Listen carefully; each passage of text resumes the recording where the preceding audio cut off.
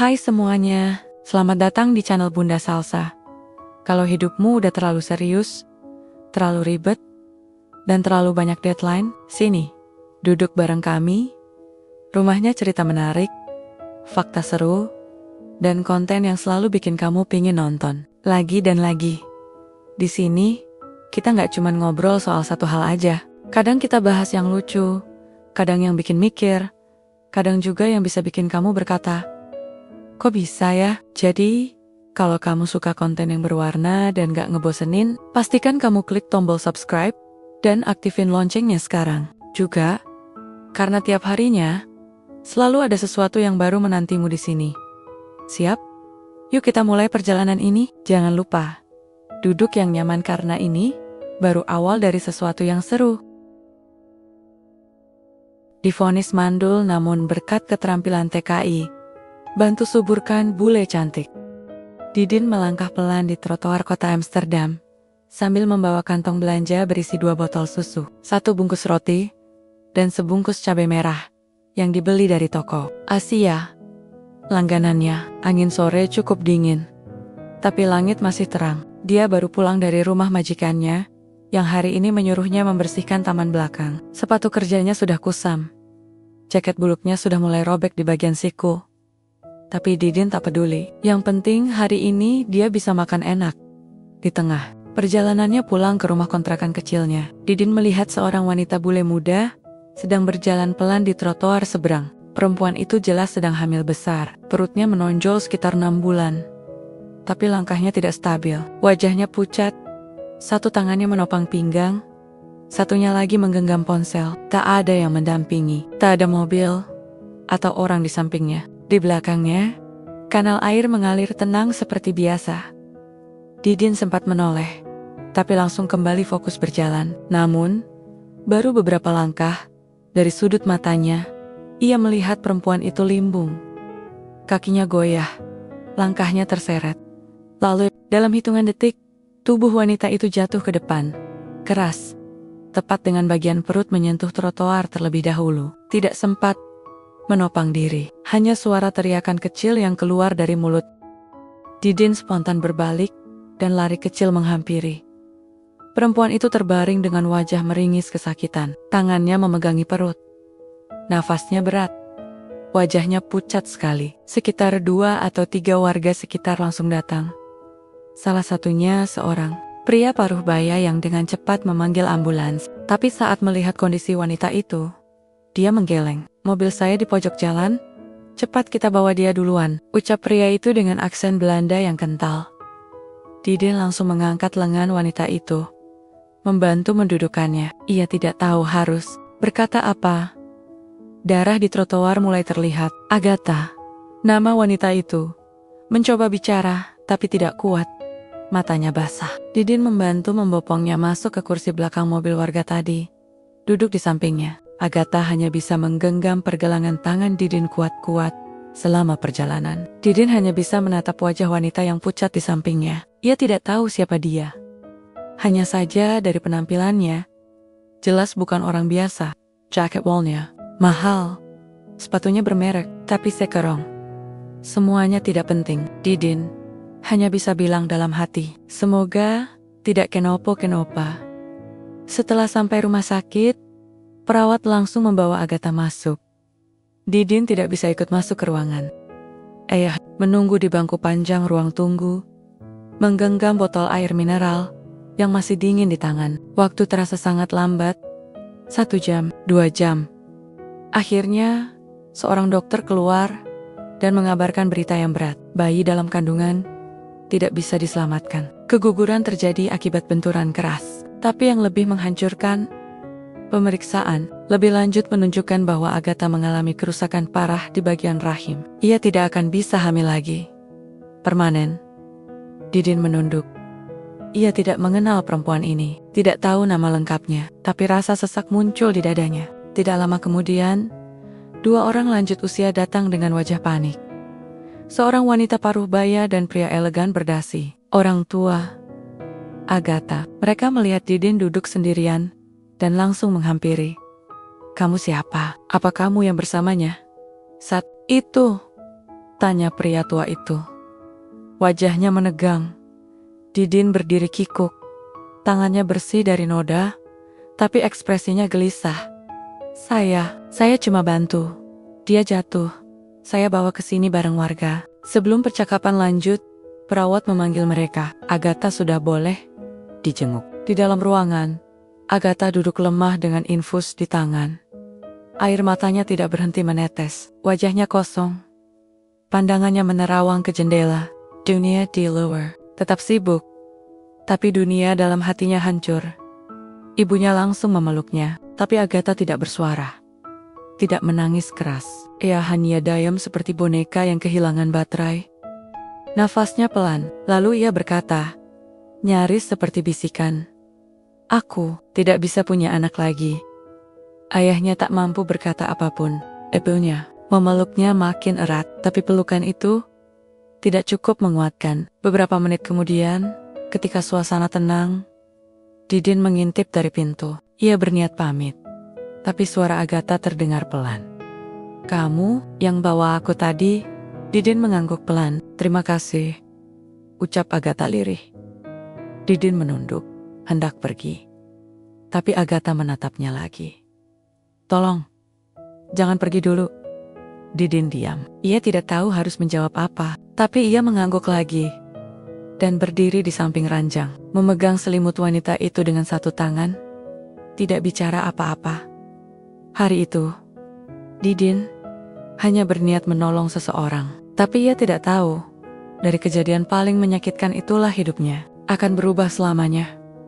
Didin duduk di bangku rumah sakit dengan tas belanja masih tergantung di tangan. Sudah lewat tengah malam, tapi ia belum beranjak pulang. Bukannya tidak mau, tapi Agatha perempuan yang bahkan namanya baru ia tahu, 1 jam lalu memintanya tetap di sana. Permintaan itu membuat Didin bingung sendiri. Ia cuma TKI, yang bahkan tak tahu harus bicara apa kepada wanita bule kaya yang baru saja kehilangan segalanya. Seorang perawat memberitahu bahwa Agatha akan dirawat inap selama beberapa hari. Luka fisiknya tidak parah, tapi kondisinya lemah. Emosi dan pikirannya lebih hancur dibanding tubuhnya. Perawat menyarankan agar keluarga menemaninya, tapi orang tua Agatha justru pergi terburu-buru karena ada urusan penting esok hari. Didin jadi satu-satunya yang masih duduk di ruang tunggu. Tiba-tiba pintu ruangan terbuka. Seorang perawat keluar dan berkata, "Tuan, dia ingin bicara." Didin berdiri, ragu, lalu melangkah masuk ke ruangan pasien. Ruangannya luas, bersih, dan tenang. Di dalam, Agatha berbaring dengan kepala menyandar di bantal. Wajahnya masih pucat, tapi sorot matanya mulai hidup sedikit. "Kamu namanya siapa?" tanya Agatha dengan suara pelan. "Didin," jawabnya singkat. Agatha mengangguk. "Dari Indonesia?" "Iya." "Kamu kerja di sini?" Didin ragu-ragu menjawab, "Iya, kerja serabutan. Kadang bersih-bersih, kadang jaga kebun, kadang bantu angkat barang." Agatha diam sesaat. "Saya Agatha." Didin mengangguk kecil. "Saya tahu, tadi dokter manggil nama itu." Mereka sama-sama diam. Beberapa menit hanya terdengar suara alat monitor detak jantung. "Aku boleh minta tolong lagi?" tanya Agatha pelan. Didin langsung siaga. "Iya, tentu. Aku butuh orang yang bisa bantu aku di rumah. Bukan pembantu, tapi lebih ke asisten.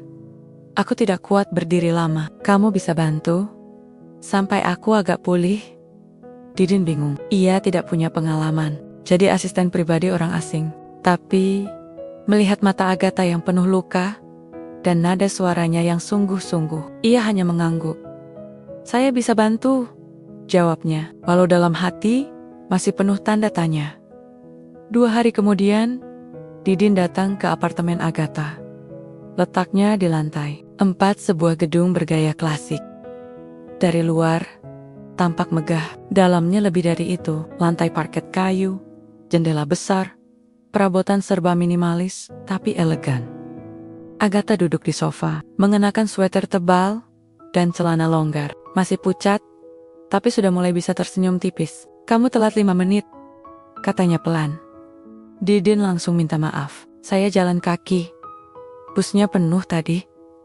Agatha tidak membalas. Ia hanya menepuk kursi di sampingnya. Bantu aku berdiri. Aku mau ke dapur. Didin menghampiri dan menyodorkan lengannya. Agatha memegangnya pelan. Tubuhnya kurus, lebih ringan dari yang Didin duga. Ia berjalan pelen-pelen, berhenti tiap 3 langkah untuk menarik napas di dapur. Didin ditunjukkan apa saja yang harus dibantu. Membuat teh herbal, menyapu lantai, memanaskan sup, dan kadang hanya duduk menemani Agatha bicara. Hari-hari berikutnya, rutinitas itu terus berulang. Agatha mulai terbiasa dengan kehadiran Didin. Ia bukan tipe cerewet atau sok akrab, tapi ketika bicara, selalu tepat sasaran. Kadang, saat Agatha duduk termenung, Didin hanya bilang, "Kalau lagi sedih, jangan dilawan. Nangis aja, tapi lupa makan nanti." Ada satu sore, ketika Agatha melihat Didin sedang mengelap kaca jendela sambil bersenandung lagu dangdut. "Didin, kamu ngapain sih? Lagu itu kayak lagu orang putus cinta," tanya Agatha sambil mengerutkan kening. Didin, "Anjir, lah ini lagu favorit saya. Kalau saya nyanyi lagu barat, takutnya bule lain dengerin. Mereka nyerah jadi penyanyi." Agatha tertawa. Tawa pertamanya sejak kejadian di trotoar. Tidak keras, tapi cukup untuk mengubah suasana apartemen itu jadi lebih hidup. Didin juga mulai terbiasa dengan gaya bicara Agatha yang cepat dan kadang sinis. Ia tahu Agatha bukan galak, hanya kesepian. Kadang Agatha membahas masa lalunya, tentang mantan suaminya yang tiba-tiba meninggalkannya karena alasan yang bahkan ia sendiri tidak paham, tentang pertengkaran hebat yang membuat mereka berpisah 5 bulan lalu, dan tentang harapannya yang hancur setelah kehilangan bayi yang sangat ia tunggu. "Aku cuma pengen punya keluarga kecil, seseorang yang bisa duduk di meja makan tiap malam." Gitu aja, ternyata berat sekali, kata Agatha suatu malam sambil menatap piring kosong di depannya. Didin tidak tahu harus membalas apa. Ia hanya berdiri dan berkata, "Kalau saya punya istri nanti, saya janji bakal makan bareng tiap malam. Meski cuma mie rebus." Agatha tertawa kecil lagi. "Kamu lucu, Din." Didin angkat bahu. "Lucu-lucu gini. Dulu saya pernah hampir jadi stand-up comedian di kampung, tapi nggak jadi, soalnya nggak luku-luku amat." Hari-hari berikutnya makin terasa ringan. Didin tetap bantu bersih-bersih, tapi juga sering duduk ngobrol. Kadang ia cerita tentang kampungnya di Indonesia, tentang kucing kampung yang sering nyolong ikan goreng, atau tentang temannya yang belajar bahasa Belanda cuma dari nonton kartun. Agatha makin nyaman. Ia sudah bisa tersenyum lebar, sudah bisa berdiri sendiri, tapi ia belum mau melepas Didin. "Aku belum bisa sendiri. Tetap di sini ya." Didin mengangguk. Ia sendiri juga belum ingin pergi. Entah sejak kapan, ia mulai menantikan pagi hanya untuk mendengar Agatha bilang, "Pagi, Din. Hari ini mau nyanyi lagu dangdut yang mana?" Hari itu, hari Minggu, Lengket, Amsterdam mendang, tapi belum hujan. Di dalam apartemen, Didin sedang sibuk di dapur. Ia mencoba resep baru. Nasi goreng ala kampung halaman. Aromanya semerbak, meski agak menyengat bagi hidung orang bule. Agatha duduk di meja makan, mengenakan kaos longgar dan kardigan tipis. Rambutnya diikat seadanya. Wajahnya terlihat segar, meskipun belum pakai riasan apa-apa. Baunya seperti sesuatu yang gosong, tapi enak, komentar Agatha. Didin tertawa. "Kalau nggak gosong dikit, bukan nasi goreng kampung, Mbak." Agatha mengerutkan alis. "Mbak, aku bukan tante-tante." Didin mengganggak kangguk. "Oh, iya, Nonya, atau Mademoiselle." "Agatha aja," katanya pelan sambil menahan senyum. Mereka mulai sarapan. Didin menceritakan soal pasar malam Indonesia yang pernah ia datangi seminggu lalu, tentang penjual gorengan yang merah-merah karena ditawar turis, padahal gorengannya keras seperti sandal jepit. Agatha tertawa sampai hampir menyemburkan tehnya. Saat sedang asik ngobrol, bel pintu berbunyi. Agatha menoleh sebentar, lalu berdiri pelan menuju pintu. Ia membuka, dan di depan berdiri ayah dan ibunya Emar dan Mrs. van der Meer. Wajah mereka tegas, seperti biasa. Tidak ada senyum, Tidak ada sapa manis. Mama, Papa, kok nggak bilang mau datang? Tanya Agatha kaget. Ibunya langsung masuk, menatap sekeliling. Kami ingin lihat keadaanmu. Sudah cukup 2 minggu tidak ada kabar. Ayahnya menyusul masuk. Pandangannya langsung tertuju pada Didin yang sedang berdiri kikuk di dapur sambil menggenggam spatula. Suasana langsung berubah kaku. Siapa? Dia? Tanya sang ayah dengan suara pelan tapi tegas. Agatha menoleh. Namanya Didin. Dia yang bantu aku selama ini. Mr. Vandermeer mendekat, tatapannya menilai dari ujung kepala hingga kaki Didin. Pembantu? Bukan, teman. Jawab Agatha mantap. Didin menunduk sedikit, lalu mengulurkan tangan. Saya, Didin. Pak, dari Indonesia. Saya bantu di sini karena Agatha. Nona Agatha minta bantuan waktu masih di rumah sakit. Ayahnya tidak membalas uluran tangan itu. Matanya tajam. Kami bisa bayar orang profesional untuk merawatnya. Kami tidak perlu orang asing yang tidak jelas latar belakangnya. Agatha tersentak. Papa, dia yang menyelamatkan aku. Kalau bukan karena Didin, aku mungkin sudah mati sendirian di jalan. Ibunya mencoba menengahi. Sayang, bukan begitu maksud Papa. Kami hanya khawatir. Didin menunduk lebih dalam. Ia tahu diri, bukan tempatnya ikut campur. Tapi saat hendak mundur, Agatha berdiri dan berkata tegas. Didin tinggal di sini atas izinku. Kalau kalian tidak suka, silakan pulang. Suasana hening. Ayah Agatha menatap putrinya beberapa detik sebelum akhirnya berbalik menuju pintu. Ibunya menyusul sambil menoleh ke arah Didin dan mengangguk singkat. Setelah pintu tertutup, Agatha kembali ke meja dan duduk. Ia mengambil sendok nasi goreng dan mengunyah diam-diam. Didin berdiri kaku di dapur, masih memegang spatula. Saya mungkin lebih baik pamit saja ya. Nggak enak sama orang tua Nona. Agatha menatapnya tajam. Kamu mau ninggalin aku juga? Didin buru-buru geleng. Bukan begitu. Saya cuma takut bikin masalah. Agatha menghela napas. Kamu nggak bikin masalah, Din.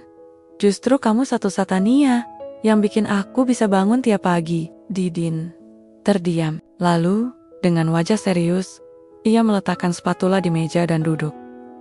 Kalau begitu, saya tetap di sini. Tapi, nanti kalau orang tua kamu datang lagi, saya pura-pura jadi tukang ledeng aja. Gimana? Agatha tersenyum tipis. Kamu aneh, Didin. Mengangkat bahu. Kalau saya normal, mungkin sekarang saya bukan TKI. Mungkin saya sudah jadi aktor sinetron. Hari-hari berikutnya, makin aneh. Agatha tetap memperlakukan Didin seperti teman tapi perlahan. Nada bicaranya berubah. Ia mulai bertanya soal masa lalu Didin. Tentang keluarga, kampung halaman, bahkan makanan favoritnya saat kecil. Didin menjawab dengan santai. Kadang serius, kadang sambil bercanda. Aku heran, kamu bisa tinggal jauh dari keluarga, kerja keras, dan masih bisa ketawa. Ujar Agatha suatu malam. Didin duduk di lantai, membenarkan kabel charger. Ya karena kalau nggak ketawa, bisa gila. Hidup keras, Mbak. Tapi kalau kita bisa bercanda, berarti kita masih waras. Agatha tertawa kecil. Berarti aku mulai waras lagi ya? Karena sekarang, aku bisa ketawa. Didin menoleh, menatapnya sejenak. Iya, dan kalau kamu bisa ketawa terus, mungkin kamu bisa hidup lebih lama dari yang kamu kira. Malam itu, mereka nonton film bareng di ruang tengah. Film romantis konyol, yang banyak adegan tidak masuk akal. Agatha tertawa keras. Didin lebih banyak menertawakan reaksinya sendiri. Menjelang tengah malam, Agatha berkata pelan. Kamu tahu, Din, sejak kehilangan bayi itu, aku kira aku sudah selesai. Tapi ternyata, belum. Didin tidak menjawab. Ia tahu. Ada kalimat yang tak perlu dibalas. Cukup didengarkan saja. Tapi ia tetap duduk di sana, menemaninya hingga film selesai dan lampu ruang tengah dipadamkan. Didin duduk di balkon belakang apartemen sambil mengupas jeruk. Cuaca sore itu mendung tipis. Dari tempat duduknya, ia bisa melihat kanal tenang dan sepeda-sepeda yang sesekali melintas di kejauhan. Agatha membawa 2 cangkir teh dan langsung duduk tanpa banyak bicara. Sudah 2 bulan sejak kejadian di trotoar itu. Hubungan mereka berubah drastis. Didin bukan lagi sekadar asisten rumah tangga. Bukan pula orang asing. Ia seperti penghuni tetap yang diberi hak istimewa. Meski belum punya kamar sendiri, ia tidur di sofa lipat ruang tengah. Tapi, setiap pagi, ia membangunkan Agatha dengan suara nyaring dan kalimat lucu yang kadang tidak masuk akal. "Din, kamu tahu nggak?" kata Agatha sambil menyeruput teh. "Beberapa hari ini aku mikir apa non?" tanya Didin sambil terus mengupas jeruk. Ia sengaja menyebut non, karena Agatha sempat protes dipanggil mbak. Tapi belum cukup santai untuk dipanggil lo seperti di kampung. Mikir soal masa depan, hidupku. Aku nggak punya suami, nggak bisa punya anak. Orang tua selalu sibuk urusan perusahaan. Yang aku punya sekarang cuma kamu. Didin berhenti mengupas. "Saya juga mikir, non." "Mikir apa?" Didin mengangkat bahu. "Mikir kalau kamu ini orang kaya. Cantik, pintar, tapi tetap saja suka teh panas campur lemon kayak nenek." Agatha menyikut lengan Didin. "Serius, Din?" Didin tertawa pelan. Lalu, setelah beberapa detik hening, ia berkata, "Saya juga mikir soal kamu. Saya takut kalau nanti kamu pulih, kamu lupa sama saya." Agatha menoleh. "Kenapa lupa?" "Karena biasanya yang baik hati cuma sebentar. Setelah itu hilang." Agatha menghela napas. "Kalau aku bilang aku gak mau kamu hilang, kamu percaya?" Didin menatapnya. Lalu, dengan gaya bercanda seperti biasa, ia berkata, "Kalau gitu kita nikah aja, non." Agatha mendengus pelan. "Lucu, tapi serius. Kamu nikah sama saya. Saya bakal jadi suami yang setia. Saya nggak bisa masak steak, tapi bisa bikin mie rebus tiap hari. Saya nggak bisa nyetir mobil mewah, tapi bisa dorong troli supermarket sampai parkiran." Agatha menatap Didin lama. Tak ada senyum di wajahnya. Justru ia tampak seperti sedang mempertimbangkan sesuatu dengan serius. "Kalau aku bilang ya, kamu bakal kabur?" Didin langsung duduk tegak. "Ya gimana, non? Maksudnya kamu beneran?" Beneran. Agatha mengangguk. Didin bengong. "Ya ampun, ini beneran. Kamu gak usah ulang 2 kali. Aku tanya, kamu serius?" Didin menggaruk kepala yang tidak gatal. "Saya sih serius, tapi saya bukan siapa-siapa. Saya TKI, gaji pas-pasan, modal cuma niat baik dan sandal jepit." Agatha tertawa. "Aku tahu siapa kamu, dan itu cukup." Sore itu, tanpa bunga, tanpa lilin, tanpa baju bagus, mereka berdua duduk di balkon dengan sisa jeruk di meja dan 2 cangkir teh yang sudah mulai dingin. Tidak ada pelukan, tidak ada tangisan, tapi entah bagaimana, semuanya terasa pas. 3 hari kemudian, mereka mengurus berkas ke kantor catatan sipil. Prosesnya cepat, karena Agatha punya koneksi. Petugas sempat menatap Didin dari ujung kepala sampai ujung sepatu, tapi tidak bertanya apa-apa. Malam sebelum pernikahan, Didin duduk sendirian di dapur, menatap 1 piring nasi, sisa makan siang. Ia bukan takut nikah, tapi takut mengecewakan. Agatha datang diam-diam dari belakang dan duduk di sampingnya. "Kamu deg-degan ya?" tanyanya pelan. Didin mengangguk jujur. "Saya nggak punya apa-apa buat kamu. Nggak bisa kasih rumah, mobil, atau bisnis." Agatha tersenyum. "Aku nggak butuh itu dari kamu." Didin menatapnya. "Kalau nanti kamu nyesel, aku lebih nyesel kalau nggak nikah sama kamu." Keesokan harinya, mereka menikah di kantor sipil. Hanya ada 2 saksi. 1 teman lama Agatha, dan 1 warga Indonesia yang Didin kenal dari masjid. Tidak ada pesta, tidak ada resepsi. Tapi setelah tanda tangan selesai dan cincin dipasang, Agatha menggenggam tangan Didin kuat-kuat. "Mulai hari ini, kita satu tim," katanya. "Mantap." Didin tersenyum. Siap jadi suami, walau belum punya motor. Malam pertama mereka bukan di hotel mewah. Mereka pulang ke apartemen yang sama. Hanya saja, kali ini Didin tidak lagi tidur di sofa. Ia resmi pindah ke kamar utama, berbagi ranjang dengan wanita yang tadinya hanya orang asing di trotoar. Malam itu, Didin berdiri di depan cermin, sambil pakai piyama kumal. "Apa saya kelihatan kayak pengantin baru?" tanyanya. Agatha menatap dari tempat tidur lalu menjawab, "Kamu kelihatan seperti tukang laundry yang nyasar masuk kamar orang kaya." Didin tertawa lebar. "Berarti cocok." Pagi pertama setelah menikah, Didin bangun lebih dulu. Ia berdiri di dapur, masih mengenakan celana training dan kaos oblong.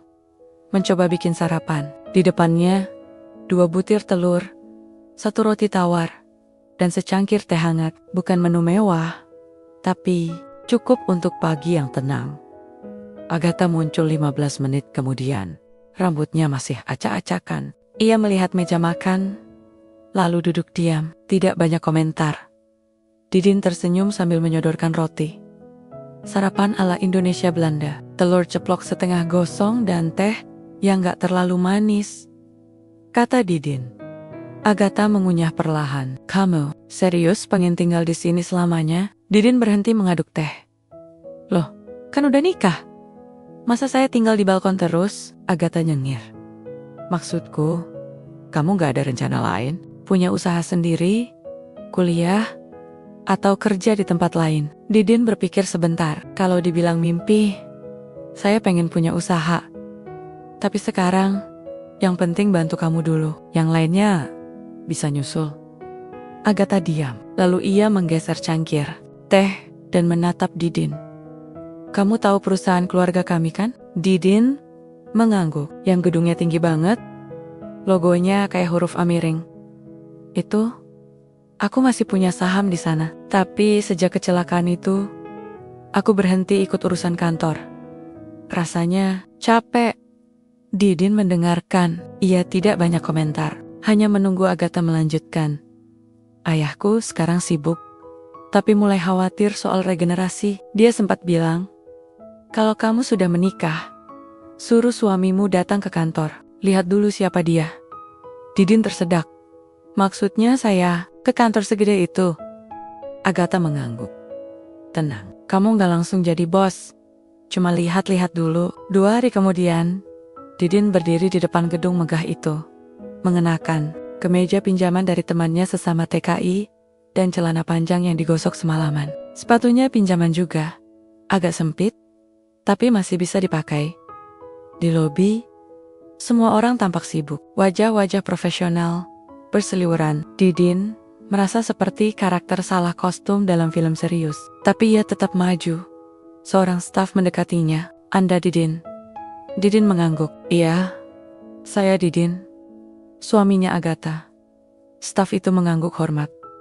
"Silakan ikut saya." Didin dibawa keliling kantor, diperkenalkan ke beberapa manajer, diperlihatkan bagaimana sistem kerja di dalam. Ia tidak terlalu paham, tapi ia mencatat hal-hal penting di kepalanya. Bagian favoritnya adalah kantin di lantai 5, karena ada makanan gratis.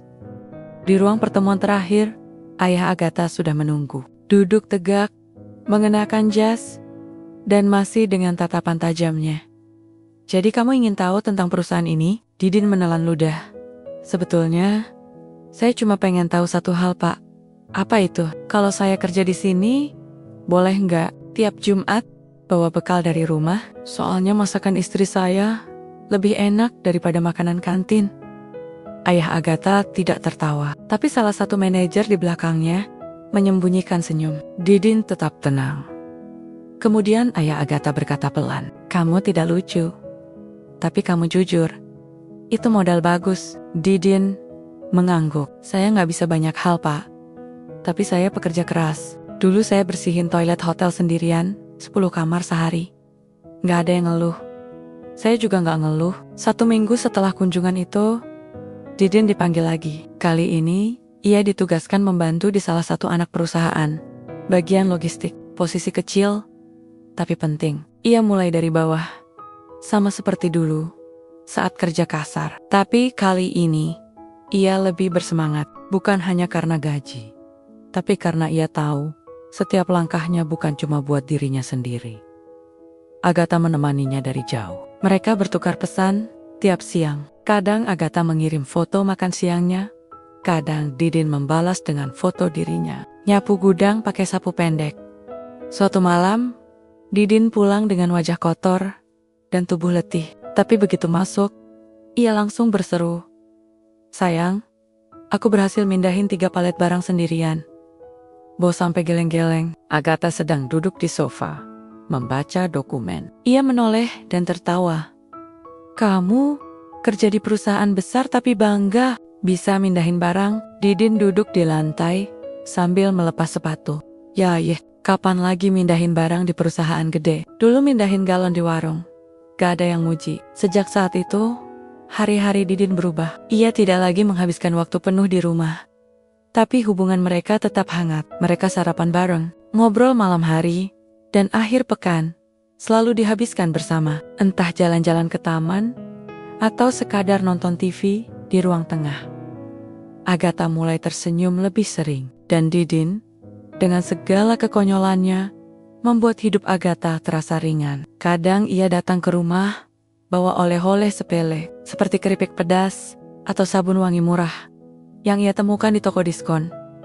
"Buat kamu," kata Didin, menyerahkan sabun itu dengan bangga. Agatha menatap bungkus sabun murahan itu, lalu tersenyum. "Ini maksudnya romantis ya?" Didin mengangguk yakin, "Wanginya kayak bunga, cocok buat kamu." Agatha memeluk Didin pelan. Ia tidak butuh bunga sungguhan. Ia tidak butuh kejutan mahal. Yang ia butuhkan hanyalah seseorang yang tidak pernah bosan membuatnya tertawa. Dan Didin, tanpa sadar, sedang membuktikan bahwa cinta tidak perlu pendidikan tinggi, jabatan keren, atau mobil mahal. Cukup setia, lucu, dan selalu pulang tepat waktu. Sabtu pagi, langit cerah tanpa awan. Di dapur apartemen, Didin berdiri dengan celemek bergambar ayam jago dan wajah serius seperti ilmuwan yang sedang uji coba. Di depannya, ada 1 gelas kosong, 1 botol madu, jahe parut, kunyit bubuk dari toko Asia, dan 1 sendok kayu kecil yang bentuknya sudah miring karena terlalu sering kena air panas. "Ini bukan sembarang minuman," gumam Didin sambil mengaduk. "Ramuan itu, di kampung saya, ini disebut teh kuat." "Tapi tenang, bukan buat kuat angkat galon." Dari arah ruang tengah, Agatha menyahut. "Kamu ngomong sama siapa, Din?" "Sama gelas, biar dia sadar pentingnya hidup sehat." Agatha muncul sambil menguap, mengenakan sweater longgar dan kaos kaki bergaris. Ia duduk di meja makan, menatap Didin yang masih khusyuk meracik. "Jadi kamu serius nih? Tiap pagi mau bikinin aku ramuan herbal?" Didin mengangguk. "Ini bukan sekadar ramuan. Ini usaha. Katanya kamu gak bisa punya anak? Ya kita lawan nasib itu bareng-bareng." "Saya tahu, saya bukan dokter. Tapi di kampung saya, semua penyakit bisa dilawan, asal rajin minum air rebusan." Agatha menatap gelas itu curiga. Warnanya oranye kusam, berbau tajam, dan ada potongan jahe kecil yang mengambang tak beraturan. "Ini kayak air cucian kaki nenek-nenek." Didin mendorong gelas itu ke arah istrinya. "Minum." "Nggak usah bayangin." Langsung teguk. "Kalau kamu muntah, artinya sudah tepat sasaran." Agatha memejamkan mata, mengangkat gelas, lalu menenggaknya dengan 1 tarikan napas. Beberapa detik kemudian ia terbatuk hebat. Rasanya kayak minum minyak goreng campur api. Didin tersenyum puas. Itu tandanya khasiatnya jalan. Sejak hari itu, Didin rutin meracik ramuan herbal untuk Agatha. Setiap pagi, tanpa absen, kadang kombinasinya berubah. Kadang ditambah daun mint, kadang cengkeh, kadang malah 1 sendok kecap. Karena Didin salah ambil botol, tapi Agatha tetap minum. Karena entah bagaimana, ia merasa tubuhnya lebih hangat, lebih ringan, dan yang terpenting, ia merasa diperhatikan.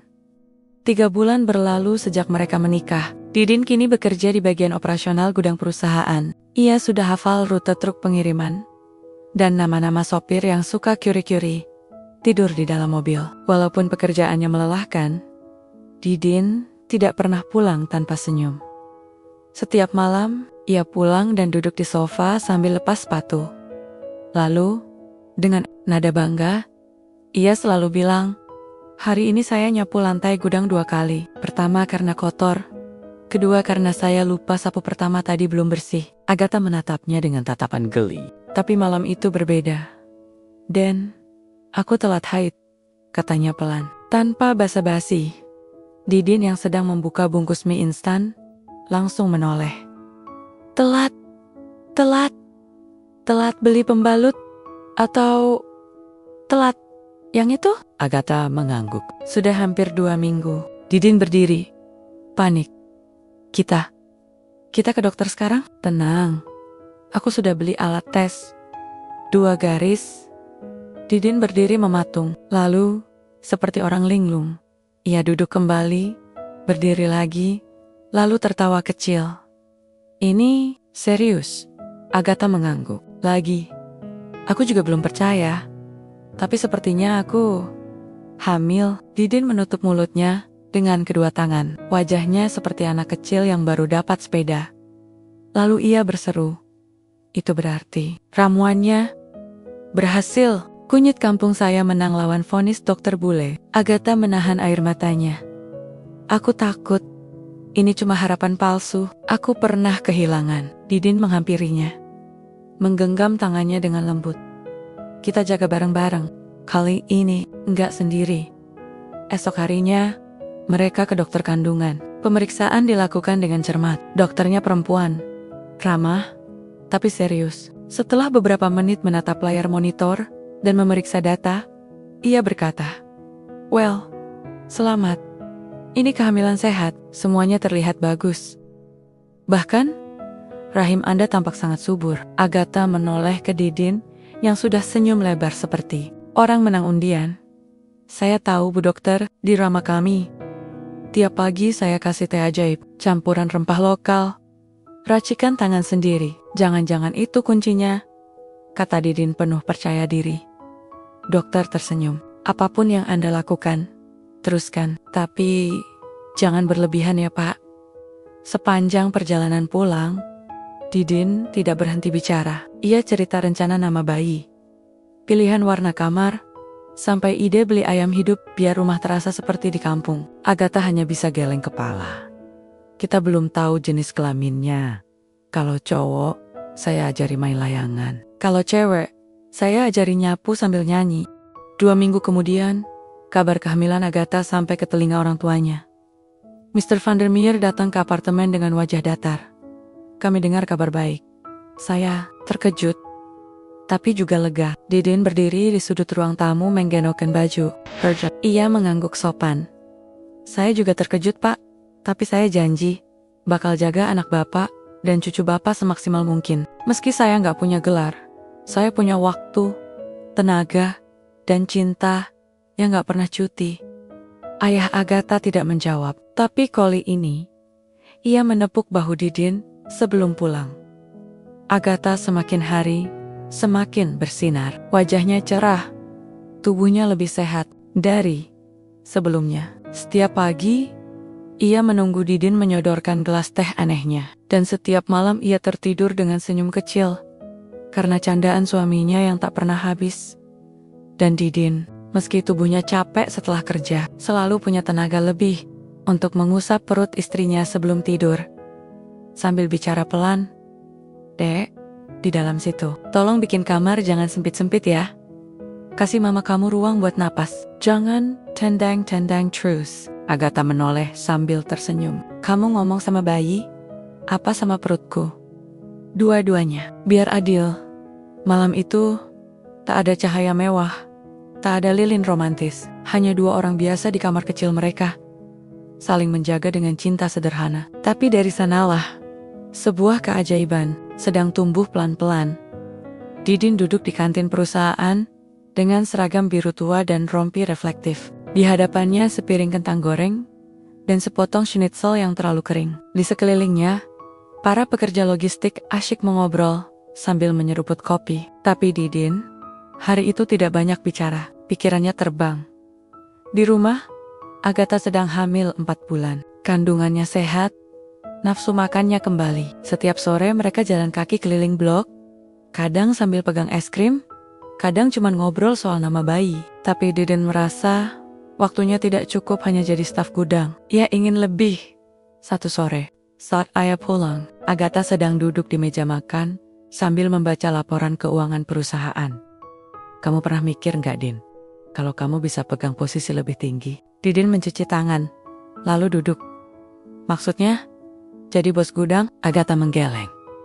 Aku lihat laporan performa logistik, ternyata setelah kamu masuk, efisiensi meningkat, truk lebih tepat waktu, laporan rapi, bahkan ada 2 vendor yang bilang, kerjaan jadi lebih lancar. Didin cengengesan. Ya itu biasa, saya cuma minta sopir, jangan molor. Dan kalau barang nyasar, saya cari sendiri. Modal kaki dan Google Maps. Agatha menghela napas. Itu namanya inisiatif. Kamu punya potensi. Aku mau ajak kamu ke rapat direksi minggu depan. Lihat dari dekat, dengar cara mereka mikir. Mungkin kamu bisa masuk ke tim pengembangan operasional. Didin menelan ludah. Rapat direksi yang isinya orang pakai jas dan bicara bahasa Inggris semua. Agatha tersenyum. Kalau kamu grogi, aku kasih earpiece. Aku bisikin dari belakang. Didin terdiam. Ia tidak yakin. Tapi malam itu, ia mulai belajar istilah-istilah bisnis. Agatha menuliskan beberapa istilah di kertas profit margin, inventory turnover, supply chain efficiency. Didin membacanya seperti membaca mantra.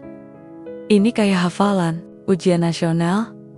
Keluhnya, bedanya, kalau kamu hafal ini, kamu bisa jadi bos, bukan cuma lulus. Kata Agatha santai.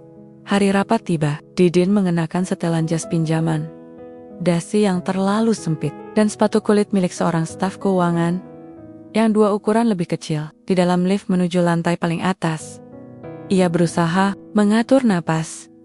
Saat pintu terbuka, ruangan rapat sudah penuh. Di ujung Maya, ayah Agatha, duduk tenang. Di sebelahnya, beberapa direktur dan kepala divisi. Semua memutar kepala saat Didin masuk. Agatha berdiri dari kursinya dan menyilakan Didin duduk di sampingnya. Wajah Didin tegang, tapi ia mencoba tetap tenang. Pertemuan dimulai. Bahasa Inggris meluncur cepat dari berbagai sisi meja. Didin tidak paham semuanya, tapi ia mencatat. Beberapa kali Agatha menyentuh lengannya dan membisikkan arti istilah penting. Lalu salah satu direktur, presentasi soal penurunan kinerja gudang utama, grafik, tabel, keluhan vendor semua ditampilkan. Ada ide dari lapangan? Tanya ayah Agatha, sambil menatap Didin. Semua mata berpaling. Didin meneguk air. Ia berdiri perlahan, lalu melangkah ke depan layar. Nama saya Didin. Saya kerja di gudang sejak 3 bulan lalu. Saya bukan ahli presentasi. Tapi saya tahu, satu hal kalau truk telat, masalahnya bukan cuma sopir. Kadang loading Naya lambat, kadang rutenya nggak jelas, kadang barang belum siap, tapi data sudah masuk sistem. Ruangan Henning, kalau boleh usul, tiap pagi kita adain briefing 10 menit. Tim gudang, tim IT, sama supervisor ngumpul, update hari itu. Lalu, minta vendor kasih penilaian mingguan, biar kita tahu mana bagian yang lemah. Salah satu direktur mengangguk kecil. Seorang lainnya mencatat. Ayah Agatha menyilangkan tangan. Sederhana, tapi masuk akal, katanya. Rapat berlangsung 1 jam lagi. Didin lebih banyak diam setelah itu. Tapi ketika keluar ruangan, seorang direktur menghampirinya. Kalau kamu mau, minggu depan kita tes. Coba, kamu pegang 1 proyek kecil. Optimasi rute distribusi. Tertarik? Didin kaget. Saya siap, Pak. Tapi saya cuma lulusan SMA. Yang penting kerja nyata, gelar, bisa nyusul. Sepulang dari kantor, Didin langsung memeluk Agatha di pintu. Kamu tahu nggak? Aku hampir pingsan waktu presentasi. Agatha mencubit lengannya. Tapi kamu nggak pingsan, kamu justru bikin mereka terdiam. Didin menghela napas. Aku belum percaya. Dulu kerja saya cuma nyapu dan mindahin dus. Sekarang suruh atur rute truk. Kamu bisa, Din, karena kamu tahu medan. Kamu tahu orang-orangnya. Itu lebih penting daripada sekadar teori. Didin mengangguk. Malam itu ia duduk di meja makan, membuka laptop lama milik Agatha, dan mulai menyusun data. Ia belajar dari nol. Tentang jalur distribusi, efisiensi bahan bakar, pengelolaan gudang. Tapi kali ini, ia belajar bukan untuk nilai. Ia belajar untuk hidup yang lebih baik. Beberapa minggu kemudian, Didin menjalankan proyek perdananya. Ia mengubah pola rute, mempercepat rotasi kendaraan, bahkan membagi shift kerja dengan sistem baru. Hasilnya, pengiriman jadi lebih cepat 17%, biaya turun 12%. Sebuah pencapaian besar untuk seorang TKI yang dulu bahkan tidak tahu bedanya antara growth profit dan growth salary. Di akhir bulan, ia dipanggil ke ruang direksi lagi. Kali ini, tidak sendiri. Agatha ikut. Ia duduk dengan tenang di sisi ayahnya. "Selamat, Didin," kata Mr. Vandermeer. "Mulai bulan depan, kami tempatkan sebagai koordinator logistik wilayah tengah. Kami percaya, kamu bisa." Didin dan mengangguk sopan. "Saya akan jaga kepercayaan ini, Pak. Saya nggak akan banyak ngomong, tapi saya bakal banyak kerja." Agatha menatap suaminya dengan bangga. Ia tahu, pria yang pernah datang dari trotoar itu, kini berdiri sejajar dengan mereka yang dulu memandangnya sebelah mata. Dan semua itu bermula dari satu keputusan kecil. Membantu seorang wanita hamil yang jatuh di pinggir jalan. Didin duduk di teras apartemen, sambil menggosok pot kecil berisi tanaman serah. Cuaca musim semi di Amsterdam mulai hangat. Burung-burung terlihat sibuk di pepohonan taman, dan aroma kopi dari kafe sebelah menyeruak ke udara. Tapi Didin hari itu tidak terlalu memperhatikan sekitar. Wajahnya tampak murung. Agatha, yang sedang hamil 7 bulan, duduk di dalam rumah sambil menyusun baju-baju bayi. Ia melihat Didin beberapa kali menghela napas panjang, sesuatu yang jarang dilakukan pria itu. "Din, kamu kenapa sih? Dari tadi, diam aja." Didin menoleh. "Enggak, aku cuma lagi kangen aja." "Kangen siapa?" Didin memandangi pot tanaman di tangannya. "Kangen emak, sama ayam-ayam di belakang rumah, sama suara azan di masjid kecil dekat gang, sama nasi jagung, sama aroma tanah basah habis hujan." Agatha tersenyum lembut. Ia mendekat, duduk di sebelah suaminya. "Kalau kamu mau, kita bisa pergi ke Indonesia sebentar. Liburan, kamu butuh itu." Didin menggeleng pelan. "Nggak bisa sekarang, kamu udah gede banget perutnya. Aku nggak mau ambil risiko. Nanti lahiran aja." Agatha mengangguk. Tapi malam itu, ia menyusun rencana kecil dalam diam. 3 hari kemudian, Didin pulang kerja dan mendapati dapur penuh bumbu bambu yang asing baginya. Ada daun jeruk, lengkuas, serai, santan kaleng, dan seekor ayam kampung yang belum dimasak. Agatha muncul dengan celemek dan catatan resep di tangan. "Hari ini, aku mau masak opor ayam kampung. Katanya kamu kangen rumah. Ya aku bawain rumah ke sini." Didin berdiri bengong. "Itu ayam dari mana?" "Ada pasar Asia, dekat stasiun. Aku minta penjaganya pilih yang paling kampung. Yang badannya kecil tapi larinya dulu," katanya cepat. Didin tertawa. Matanya berkaca. "Ayah tahu, Agatha. Bukan ahli masak. Terakhir kali bikin mie instan saja hampir gosong. Tapi usaha istrinya hari itu menyentuhnya lebih dari apapun." Beberapa jam kemudian, aroma opor ayam tercium di seluruh apartemen. Meski rasanya tidak seautentik buatan emak di kampung, tapi untuk Didin, itu adalah opor paling lezat yang pernah ia makan. Rasanya kayak nostalgia, kayak duduk di depan dapur, nunggu emak masak pas lebaran.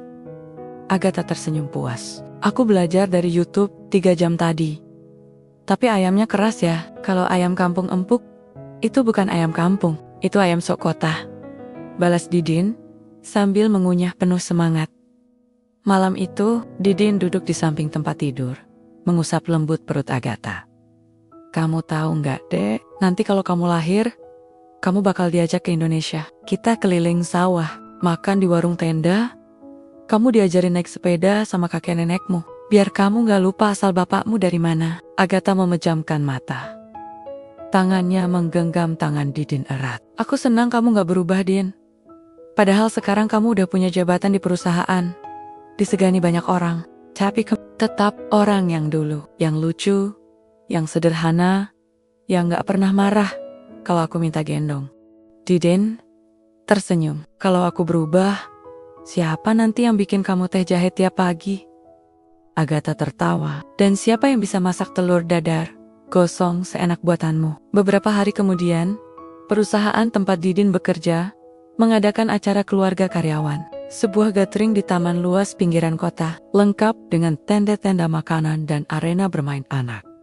Didin dan Agatha hadir. Meski perut Agatha besar, ia tetap terlihat anggun, mengenakan gaun putih sederhana. Banyak yang menghampiri mereka, menyapa, bertanya kabar. Didin, meski masih canggung, disapa Pak Didin, mencoba menyesuaikan. Salah satu direktur mendekat. Pak Didin, istri Anda luar biasa. Saya dengar dulu sempat divonis tidak bisa punya anak, sekarang hamil besar. Dan Anda sendiri naik jabatan cepat. Ini kisah yang inspiratif. Didin hanya tersenyum. Semua karena dia, Pak. Saya cuma tukang bikin ramuan. Dia yang sabar minum tiap hari. Direktur itu tertawa.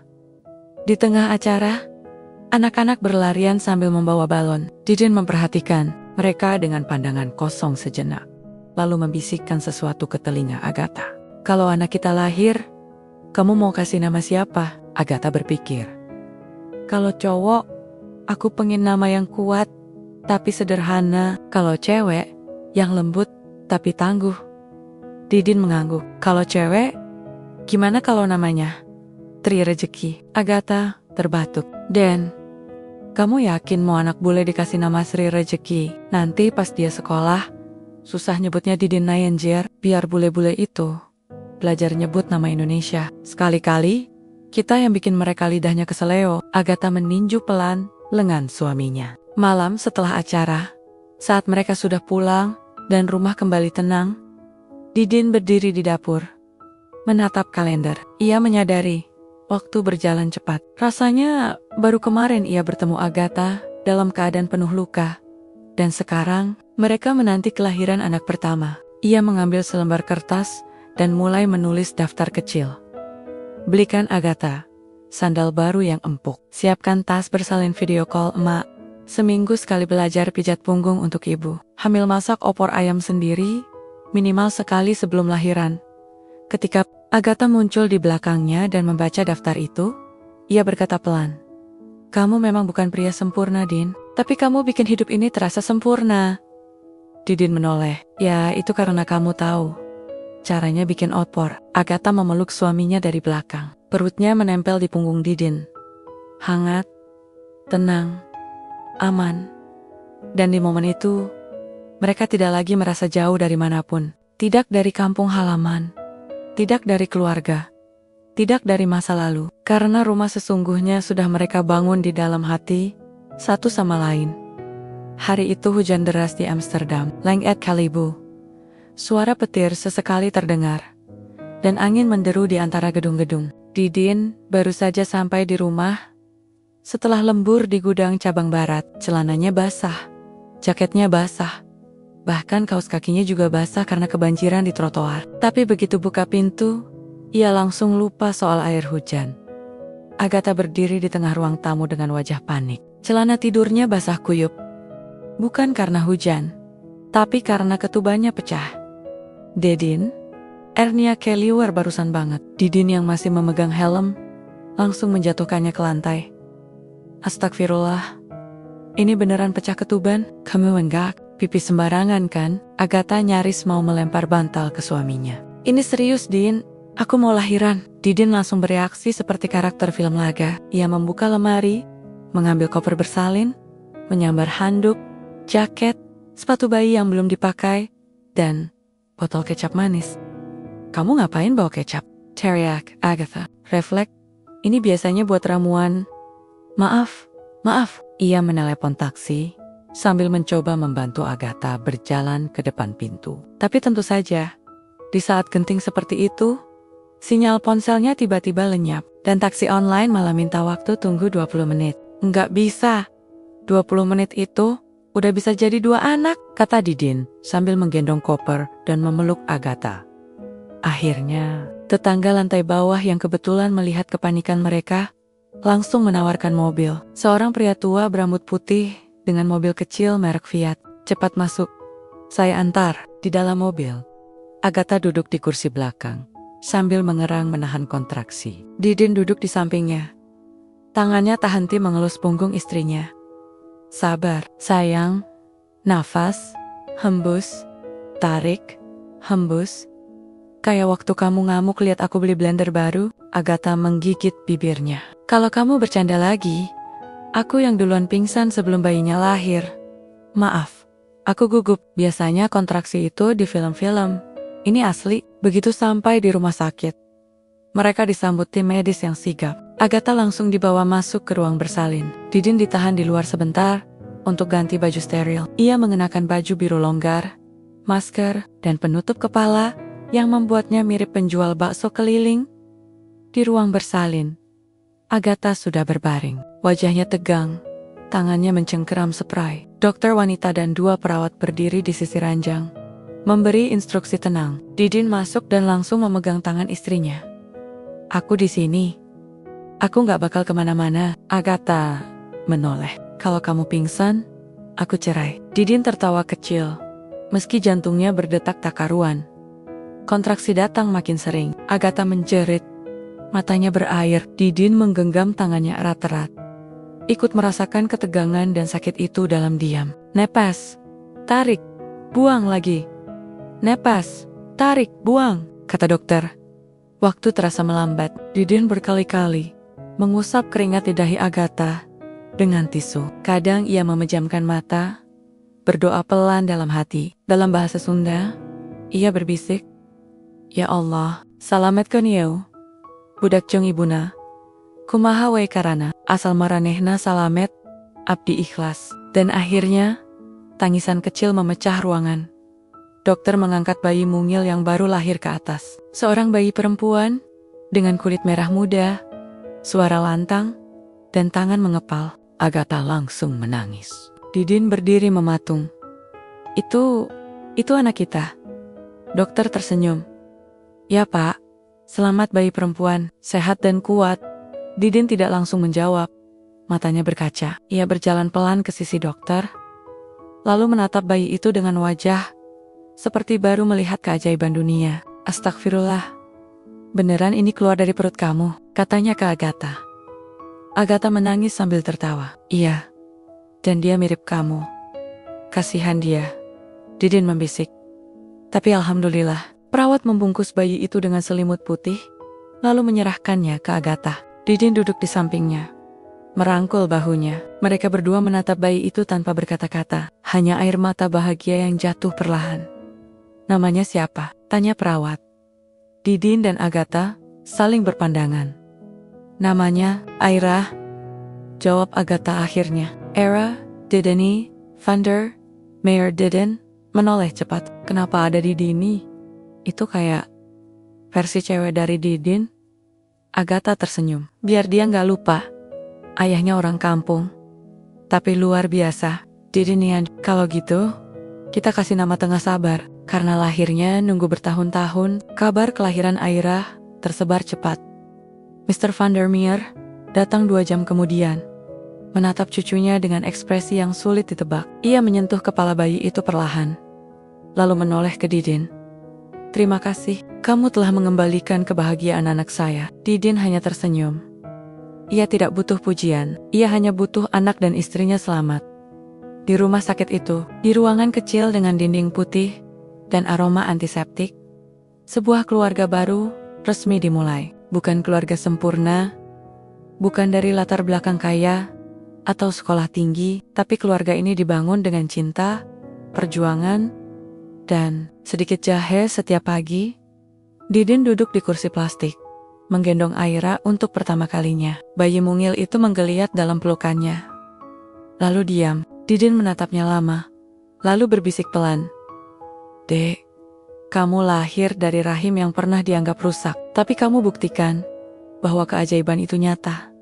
Selamat datang. Dunia gak sempurna, tapi di rumah nanti ada bapak yang bakal jagain kamu selamanya. Aira tidak menjawab, tapi seolah mengerti. Tangannya menggenggam jari Didin, kecil, hangat, dan penuh harapan. Malam-malam awal setelah Aira lahir adalah masa paling sibuk dalam hidup Didin. Lupakan soal tidur nyenyak, lupakan nonton bola, bahkan lupakan mie instan rebus malam hari. Karena begitu Aira menangis, semua aktivitas berhenti. Satu hal yang Didin pelajari cepat. Bayi tidak punya tombol mute. Tangisnya bisa pecah. Jam 2 pagi, 4 pagi, 6 pagi. Seperti jadwal azan subuh, tapi lebih keras dan tidak pernah pasti. Di hari ke-7, Didin berdiri di dapur sambil menggoyang-goyangkan botol susu. Ya Allah, anak ini belum bisa ngomong, tapi udah bisa ngatur negara, gumamnya. Agatha muncul dari kamar dengan mata sembab. Rambutnya acak-acakan, seperti baru keluar dari hutan. Kamu jaga Aira dulu ya. Aku mau tidur sejam aja. Sejam cukup, Didin mengangguk. Iya. Kamu tidur, aku yang pegang. Komando. 10 menit kemudian, Aira menangis lagi. Didin angkat, gendong, goyang-goyang, tak berhasil. Ia nyanyikan lagu Indonesia Raya, masih menangis. Ia alihkan ke lagu daerah, menangis lebih keras. Akhirnya, ia pasrah duduk di sofa, memeluk Aira sambil berbisik. Dek, kamu belum tahu ya, bapakmu ini mantan jago tidur sambil berdiri. Di pasar malam dulu, saya bisa tidur berdiri di depan tenda sate. Tapi sekarang, saya kalah sama kamu. Aira tetap menangis. Sampai akhirnya, ia kentut. Didin menghentikan goyangan. Oh, jadi ini sumber masalahnya. Seminggu berlalu. Kemudian, 2 minggu. Bulan pertama setelah kelahiran, terasa seperti 1 semester kuliah penuh ujian. Tapi entah bagaimana, Didin dan Agatha bertahan. Mereka mulai bisa membaca pola tangis Aira, mulai menghafal jam tidurnya, mulai jago menyusun popok seperti lipatan baju di toko Jepang. Dan di tengah semua itu, sesuatu yang tak terduga terjadi.